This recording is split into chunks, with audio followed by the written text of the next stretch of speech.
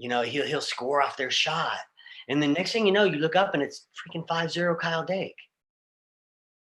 And his matches are like that. And then he walks off like he freaking knew it. And he did. He walks off like, all right, yep. Hey guys, we just released episode 4 of the all-access behind-the-scenes series, Tokyo Dreams. We've been following Kyle Dake, Yianni Diakomihalis, Gabe Dean, and Vito Arujua for the past week as they build up to the Olympic trials. Check it out on YouTube, Tokyo Dreams. It's also on Instagram TV at Spartan Combat. We can endure anything and adapt and pivot and change. Wrestling gave us that ability. I would say nothing in life has impacted me more than the things wrestling has taught me in terms of self-reflection, resilience. Toughness. Some guys have it, some guys don't. Adversity, 100%. How to pick myself up and be a man after I failed.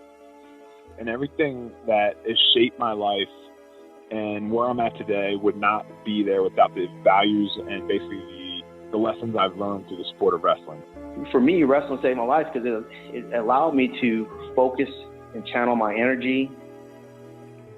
We're fortunate if you wrestled, because if you wrestled, natural talent helps, but it's 5% of the ingredient. It pales in comparison to heart and technique and effort.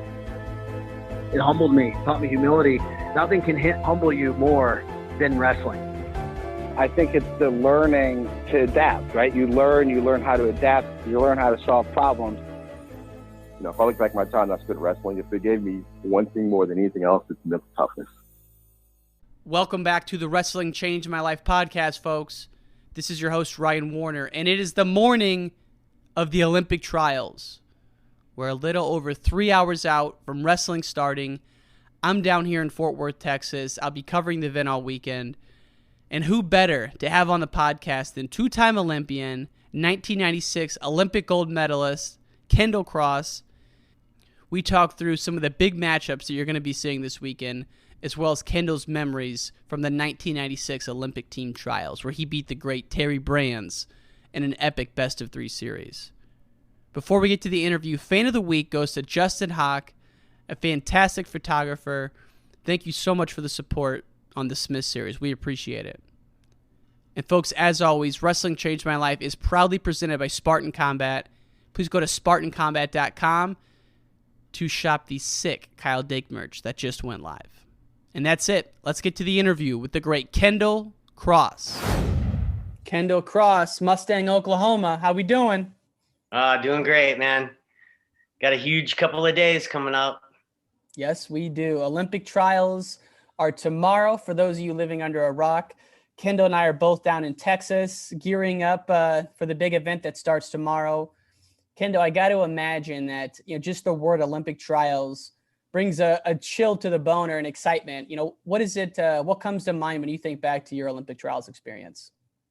Immediately, like first thing, if I could put it in one word, which I do, it was stressful.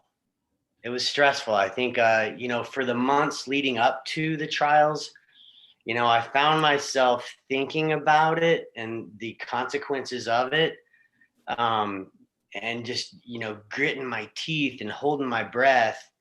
Like, I could be driving my car and be at a stoplight and find myself holding my breath and gritting my teeth, and squeezing the steering wheel and, just, relax. It's, that kind of thing. So I know for these guys, it's super stressful. It's a defining moment that you it's hard to put into perspective when you most need to put it into perspective. And I feel for them. I feel for all of them. What was in a lot of people remember you from 96, but obviously you made it in 92 as well. What was higher on the stress scale for you, repeating or your first go? The repeating, the 96 Olympic trials were definitely, I knew that they were going to be my last one. And, the 92 team, to compare it, 92, man, I went into the trials just, thinking, you know what, my year's 96. And I knew it in my head, like when just preparedness, just that piece alone. I was going to be most prepared with another 4 years of experience and wisdom and all that goes with that. And so the 92 Olympic trials were, I had Brad Penrith in front of me, who had just won a world silver medal. So he was coming off the 91 world silver medal. And I really wasn't supposed to beat him. And I kind of took that attitude in there, like, hey man, let's let it fly. Let's see what happens. But 96 was different in that, man, I knew it was my last chance.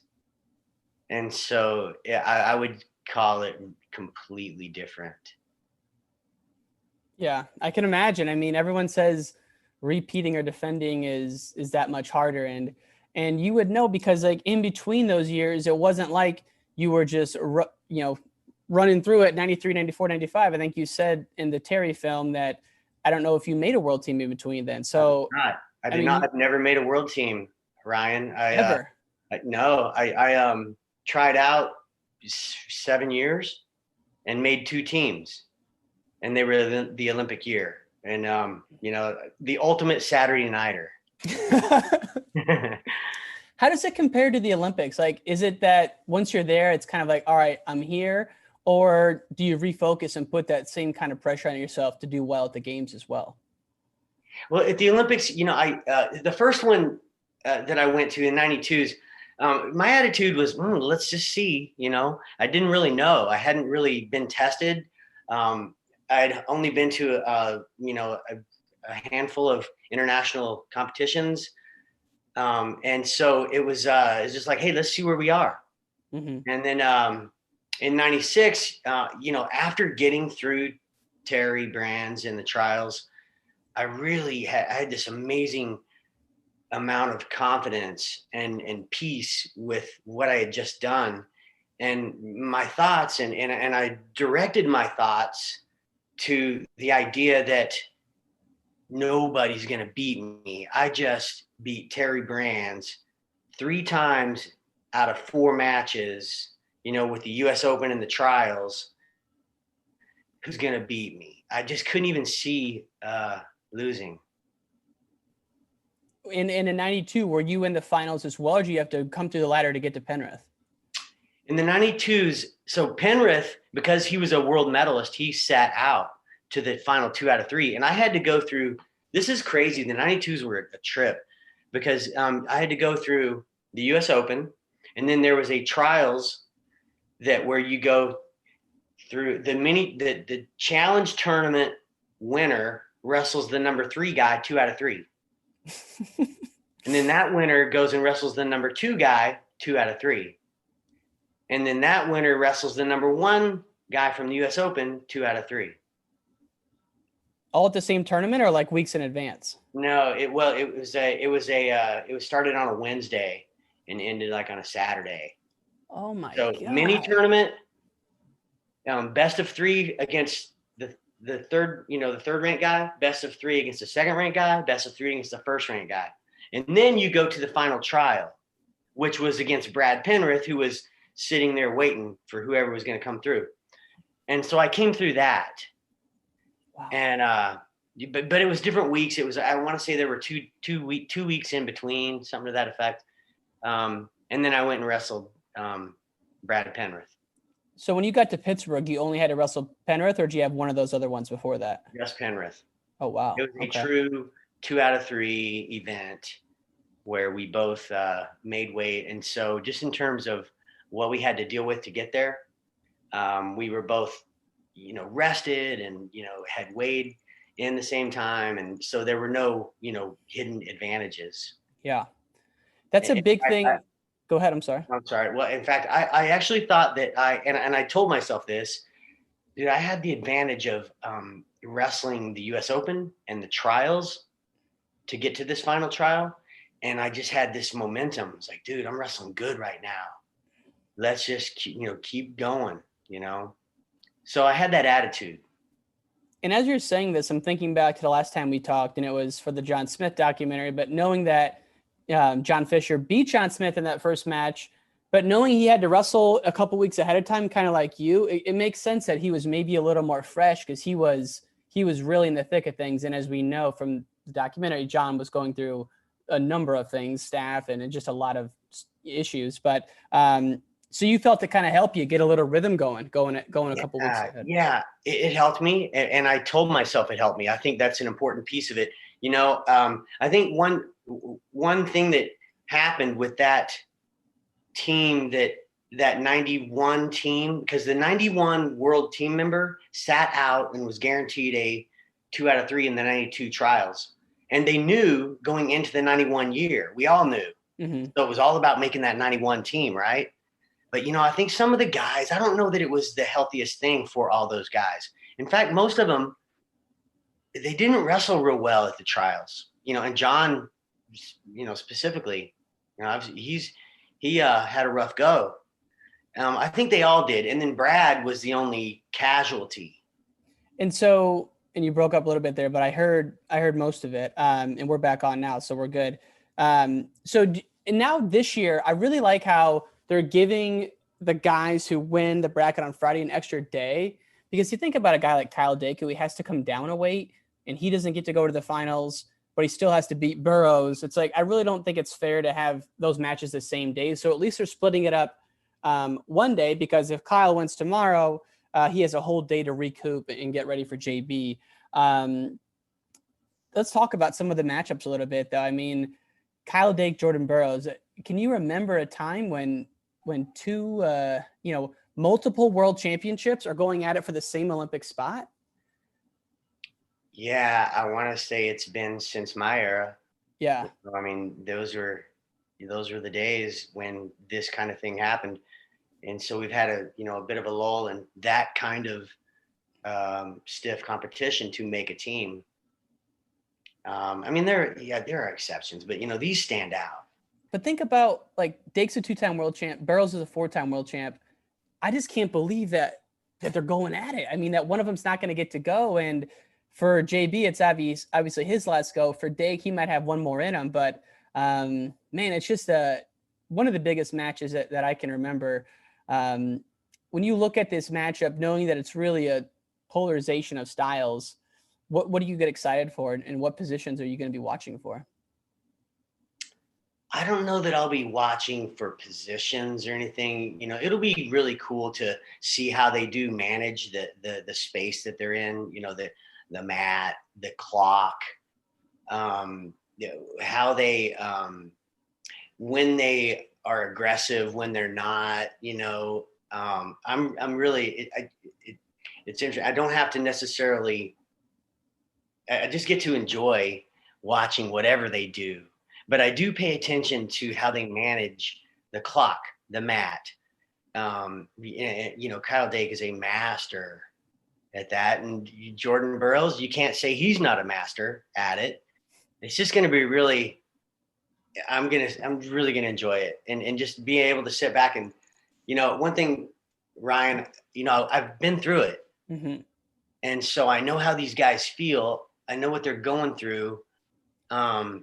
It's really good. It's going to be quite a scene just to see who comes through. You know, I can't believe that one of those guys won't be in the Olympics. It just doesn't make sense. No, it really doesn't. It's such a, yeah, it's a bad deal. You know, I'm a huge Jordan Burroughs fan. I want him to be in this Olympics. But we don't know. We don't know. And no one knows. It's, if you had to make a Vegas line, I don't even know who would be favored. I mean, the king is the king until he's dethroned, but he's lost a couple this year. Dake's been wrestling. Dake hasn't lost a match in like 3 years, maybe. So it's just you couldn't ask for a better matchup. You can't. And it's like, you know, the king is the king, but man, here's this guy and he has these other reasons for why he's the guy, you know, and they're very, very different reasons. Mm-hmm. The king is the king, you know? He is. I know. And it's like people say you stay with him until proven otherwise. And he's 1-7, or he's 7-1 against Kyle. The last time they wrestled was 2017. It was a best of 3 series. Kyle won match 1. In match 2, Kyle was winning with 30 seconds left. JB does what he does, got match 2, and then match 3, he also won. I don't remember the exact score, but obviously a lot's changed since then. And Kyle Dake, kind of along with David Taylor, have settled into their own weights and have emerged as new stars, and they're known throughout the world, not just the United States. So yeah, it's gonna be awesome. And just 2 weights above it, we get another super match. The great Kyle Snyder versus the great Jaden Cox. I don't think Jaden's lost a match in probably the same time Kyle. It's probably been 2 or 3 years, whereas Snyder's dropped a few as of late. And I'm thinking back to the last World Championships. But yeah, I mean, what about this one? Just would love to hear your thoughts on this matchup as well. Yeah, it's interesting just because, well, again, just go back to this. We're going to see one of those guys, Kyle Snyder or Jaden Cox, not be going to the Olympics. I can't get over that. Those guys, it's just I don't know if it's a travesty, it's what it is. Yeah. But it's just a shame, but getting over that, man, it's going to be really, it's such an interesting conflict of styles.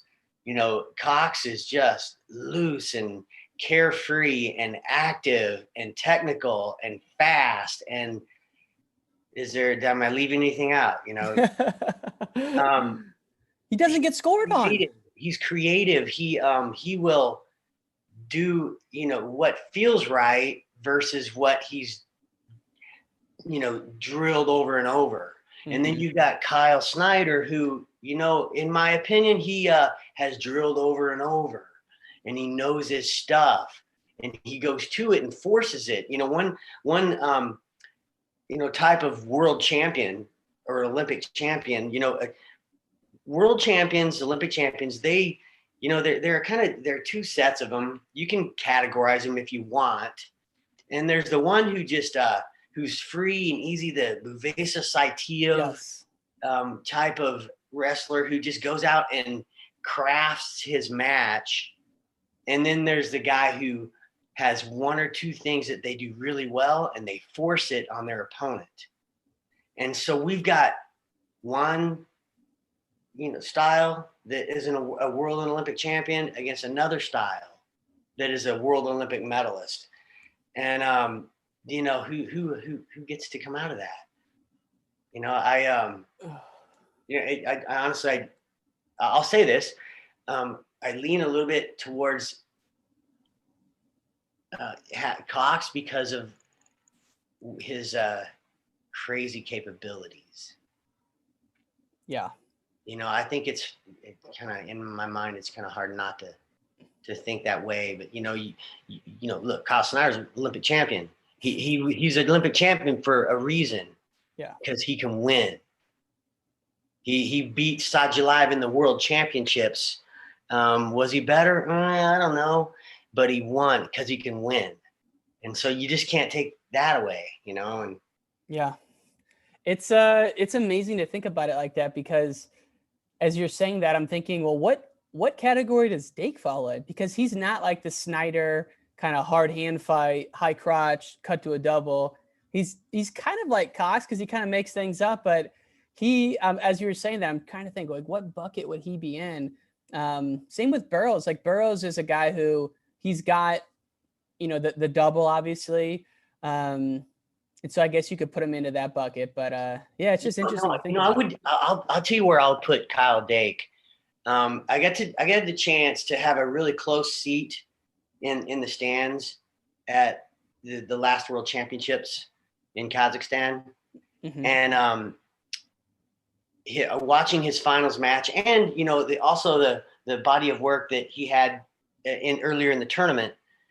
Man, the dude takes this really cool air of confidence out there with him, and it's kind of a calmness, but it's also an aggressive a go when he goes. He's just but his calmness and his way about him, just his mannerisms before the whistle blows, and then of course after the whistle blows, he manages a match to win it. And there's a good chance that his opponent has 0 points. And so I don't think it's just he doesn't force anything onto anybody.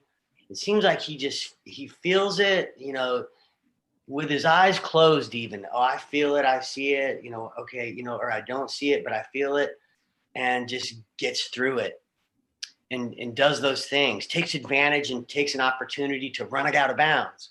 A guy shoots in, he's fine there. He'll score off their shot. And the next thing you know, you look up and it's freaking 5-0 Kyle Dake. Yeah. And his matches are like that. And then he walks off like he freaking knew it. And he did.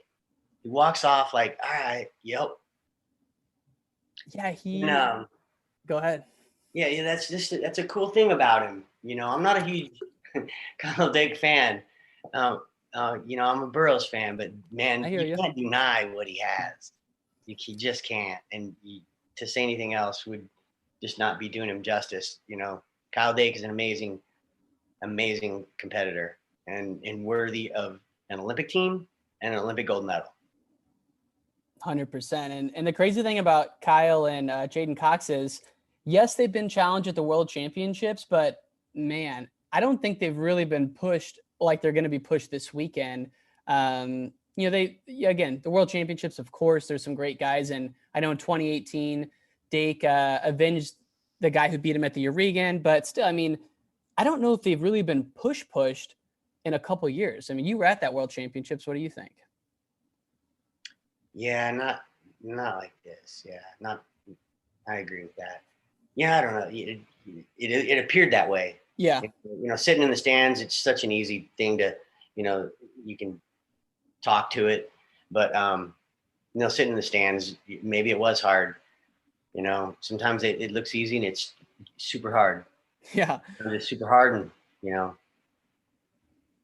one of the biggest changes of this Olympic trials versus any other is just the RTC funding and the money coming into the sport seems to me like an all-time high. You're wearing a NYRTC shirt. Talk about just the impact of the RT season and kind of how it's elevated the playing field. Well, I love the concept. It's kind of, I would say it's the brainchild of, Zeke Jones when he was at the, when he was the national team coach.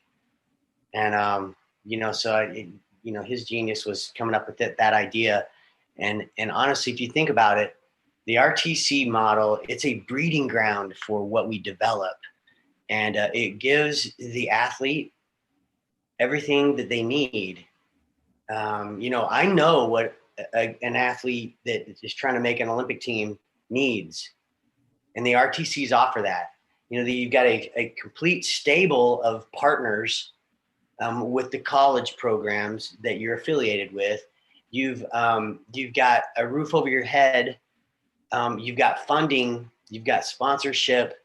So the funding piece is taken care of. Training partners, funding, peace of mind, that you don't have to struggle and fight for that. You can go into competition knowing that you are fully prepared. And the RTC it furnishes that. I love it. Some people are naysayers, but why? Yeah. You're good because of this. And so that, there's nothing better than having peace of mind, knowing that you are fully and completely and absolutely prepared for making an Olympic team and competing in the Olympics. RTCs do that. What was your reality and the other guys you were on world teams or Olympic teams with in 92 and 96 versus what the guys have now in terms of support and compensation and that kind of thing?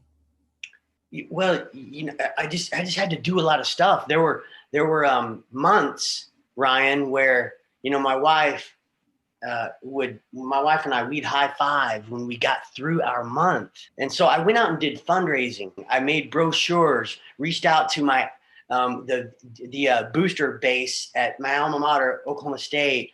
I went to my Oklahoma congressman, and sat down with them and asked them to reach out to people for me. I received funding from Sunkist. I was an assistant coach at UNC. I did camps and clinics during the summer and the fall. And cumulatively, I was able to create an ideal training environment. But it was, man, it's not like it is now where, man, that's, you can if you're good and you picked up by an RTC that supports you, you don't have to worry about all those nuts and bolts of just funding a training environment, and not just a training environment, an ideal training environment. Yeah, I mean, it's got to be night and day. So in '96, you were training at UNC. Who was your partners and who was your day-to-day coaches? Because I know Joe C sat with you at the trials, but was he out there in Chapel Hill with you? No. So TJ Jaworski, Oklahoma kid, went to Oklahoma State, transferred to UNC. I was the assistant coach at UNC. In fact, I took that job at UNC to go and train with TJ Jaworski. I left Oklahoma State, and really, I wasn't going to be one of the higher paid assistants at Oklahoma State. I was like the volunteer, and at UNC, I could be the number one assistant and work out with TJ Jaworski, have a training partner every day. Yeah. And so, those are, again, I had to make a sacrifice. Who did I want to be around? I wanted to be around John Smith, and I wanted to be at home in Stillwater, but just didn't have that luxury. Was Bill Lamb still the coach at UNC? Is he still? No. Was he when you were out there?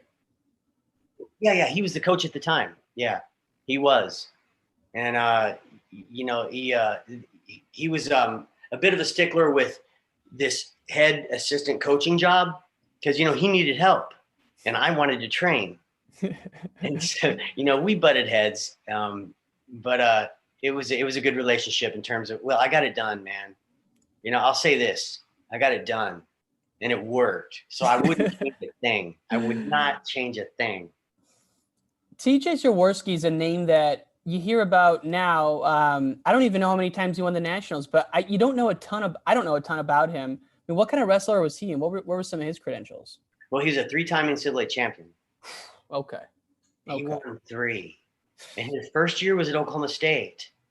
And, that was when Okie State, as you well know, that was when we all broke up, and Okie State was, put under sanctions, and, we were cheating a little bit. Is that what you call it? You said it, Coach. So TJ left, and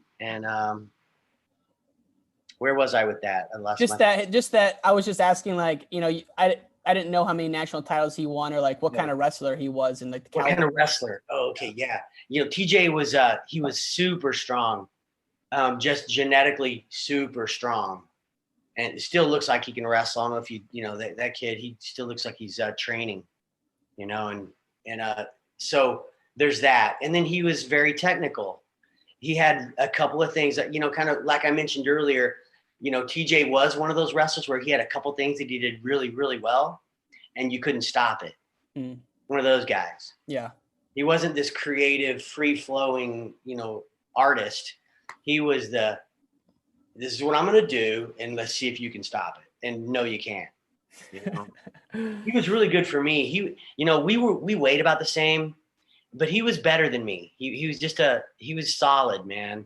And it was what I needed. It was what I needed to deal with in my own training for who I was trying to prepare for. And so I didn't necessarily know that when I moved to North Carolina that he was going to be so beneficial to me.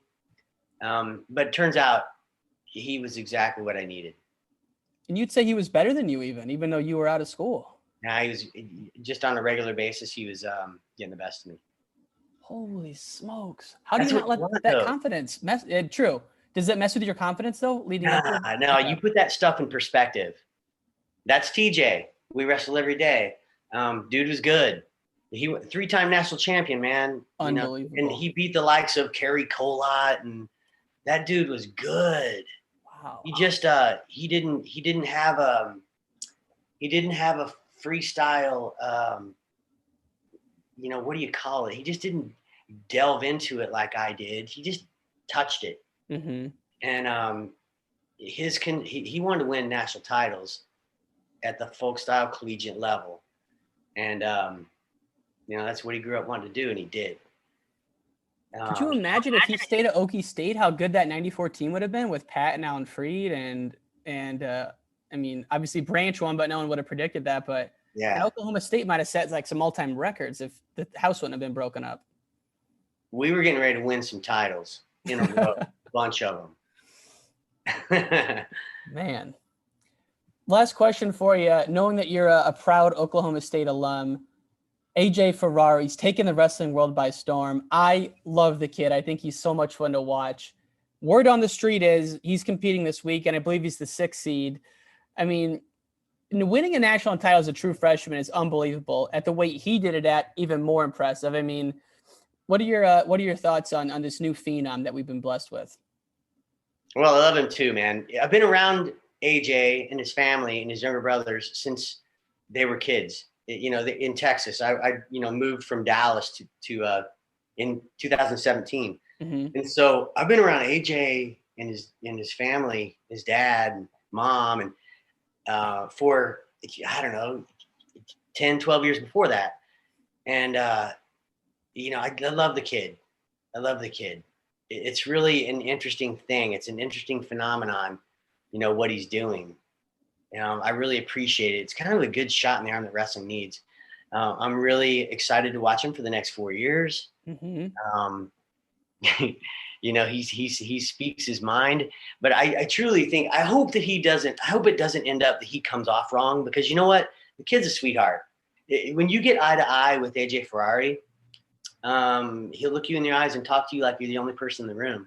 And I think he's sincere. Whatever he does and some of the things that he might say, I think they could be misconstrued. But that dude, I think he's respectful and I think he comes from a good place. I think he's a sweetheart, if you will. I don't like to call that dude a sweetheart, but I think he's a good kid. It's authentic to me. It's so authentic that's why I think people love it. They were a little bit scared of it at first because, wrestling's a little conservative at times, but the fact that it is authentic, and I think that's what makes it so likable. It does. Him, getting out there and calling out Jordan Burroughs, I was like, dude, no, cut that. Yeah. Dude, don't. That was tough. That rubbed a lot of people the wrong way. Yeah. Yeah. You can think that.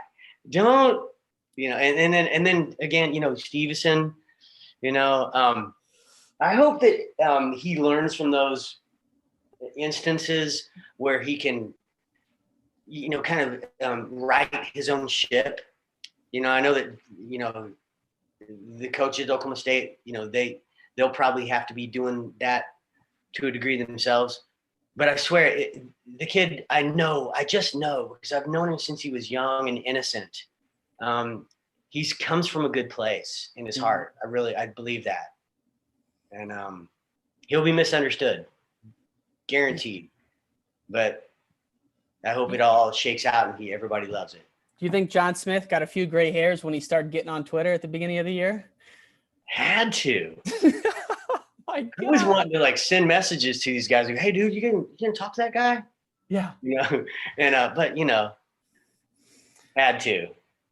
Where can that go? Social media is such an interesting phenomenon as to where it can go with one thing said. And then how it can just take these nasty, ugly turns with one thing said. And you can't draw it, but you can't reel it back in. You're not. And so it honestly, a lot of times when I have opinions, Ryan, and I want to air them, I freeze. Not worth it. I have opinions. I'm not big on social media. Yeah, my daughter, she challenges me to get out there, Dad. People want to know what you're doing. They'll care about how your personality. They'll like it. And but oftentimes, 8 out of 10 times, I freeze and just don't do anything at all. I have opinions. I watch it. I follow it. I just don't comment.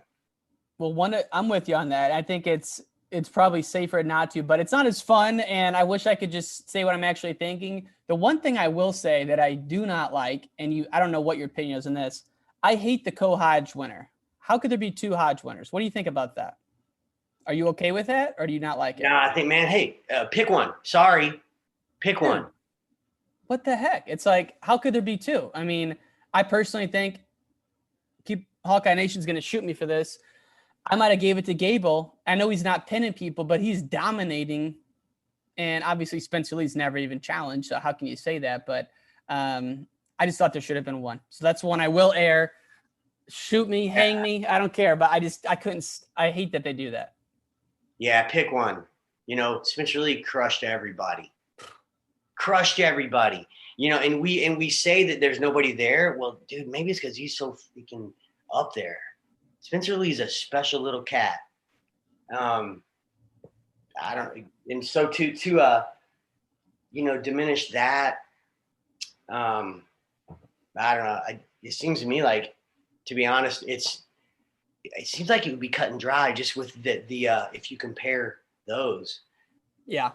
Just what he's done to his opponents versus what Stevenson has done to his opponents. I don't know. True.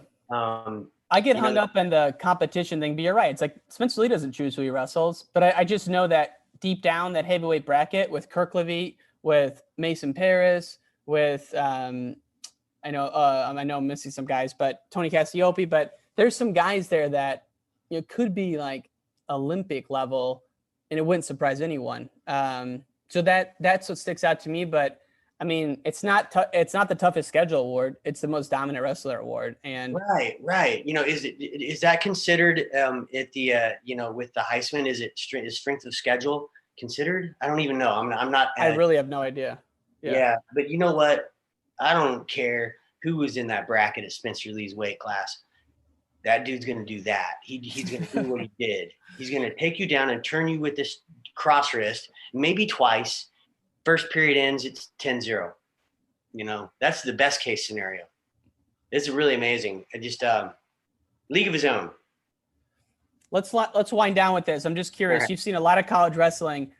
Is Spencer Lee on track to be the most dominant wrestler ever, even though he has a couple L's in the column?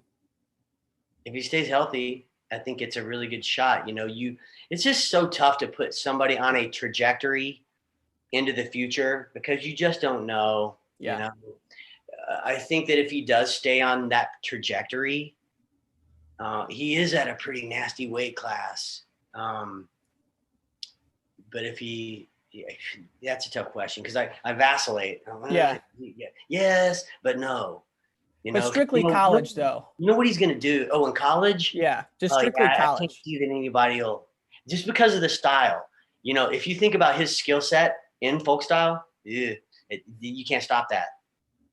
You get caught cross-armed and you're going to your back. He has his body, he contorts and has the flexibility, and then more importantly, the strength where he's flexible to just get guys over and stay out of trouble.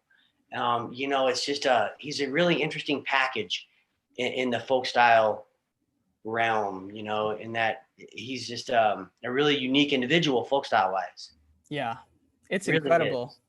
I mean, it's just a level of the ease at which he wins matches. You watch and you're like, man, you just don't see it that often. I mean, obviously not that often, but maybe all time. It's just the way he rolls through guys. Obviously, we're bummed he's not going to be wrestling this weekend. I've been waiting for the Dayton Fix Spencer Lee match for like 5 years, I feel like, and we're still not going to get it. But I mean, the guy's had 3 ACL surgeries and he's maybe 22 though. So that concerns me a little bit. That concerns me. One thing John Smith told me a long time ago that always stuck with me, and that I know it's true. he was talking, he was just in conversation, but sometimes, somebody says something really profound and just sticks with you. And he said that, very few athletes get to go out on their own terms because of injury. And I found that interesting. I was like, and I started thinking back at everybody that I know that achieved at a really high level. And then those that underneath it that perhaps didn't, they didn't get to go out on their own terms, oftentimes through injury. True. And close the book on their career injury free. Who gets to do that? Injury free. I don't know. It's actually a pretty small group. Yeah, it's not many. I mean, if you're talking like injuries, period, 0, but like career-ending injuries, yeah. I mean, think about John Smith had some nagging injuries, but nothing career-ending. JB hasn't had a big one. Of course, I mean, but everyone's had some. But yeah, you're right. I mean, that is super interesting. I think it's a matter of a little bit of luck and a little bit of just how you treat your body and how you train. But yeah, it's man. That's there are a couple. I think of people who never got out of the gate. Remember the name David Kelgard? Nope. Isn't that funny? Nope. That dude was good. David Kelgard wrestled out of Iowa, went to the University of Oklahoma, and he had his knees. And so you've never heard of him, Ryan? Because he didn't come out of the gate. That dude was amazing. He was going to be Dayton Fix's dad, Derek. Really? He was probably arguably the number 1 recruit in the country at his weight, 158, going into college from Ray, Colorado. Derek Fix was going to win some titles, and he broke his back at a open tournament against Johnny Johnson that wrestled at Oklahoma. Johnny Johnson was actually a senior level guy wrestling a college event, and Derek broke his back, and was never the same, man. Derek was going to be good. He was going to be really good. You don't hear about that often. What happened? You just got slammed, or? Yeah, it was an awkward, got bent backwards. I can't remember that. It was like a move that went up in the air and kind of a throw-ish position. And honestly, it wasn't at the time. It didn't seem very bad, but it turned out to be a broken back where Derek had surgery on his back multiple times, more than once. I don't know. He'll have to correct you on that, or me. Yeah. But Derek was going to be good, and so it's funny. I get to say that to some people, because Derek, he's pretty visible. He's involved in his son's wrestling in his life. The dude really knows wrestling, and he's kind of guided. What I've noticed, I'm close to that family. I've noticed that he's guided Dayton in ways that were really, I felt, intelligent, just in terms of how Dayton looks at the sport and how he kept his passion for it and his drive. And, he just has it in perspective. Dayton does. Yeah. And, I think that came from his dad. And I know it is. And, so, there's, Dayton or Derek just has he knows wrestling. Yeah. And he raised a good wrestling kid. And here we are. I can't wait to see him this weekend. I was, before the NCAAs, I probably, felt a little bit different about things. I wonder how the losses affected him. And then the cut, he looks so big at 33. I don't know how he could make 125. He looked massive at 133, but we know he'll be there. He'll be right in the mix. It's going to be so much fun, man. I can't wait to meet you in person and talk about this a little bit more. But Kendall Cross, I really appreciate your time, sir. We're less than 24 out. I cannot believe it. And go Team USA, baby. You bet, man. Take care, buddy. That's it for this episode of Wrestling Changed My Life. Thank you so much for tuning in, folks. As always, thank you to our sponsor, Spartan Combat. They're hosting a national tournament in Jacksonville, Florida, May 20th through the 23rd. You can register now at SpartanCombat.com. To watch the video interview of this episode, go to Wrestling Changed My Life on YouTube. You can also see the clips on Instagram and Twitter at Wrestling Changed My Life. That's it, folks. We'll see you next time.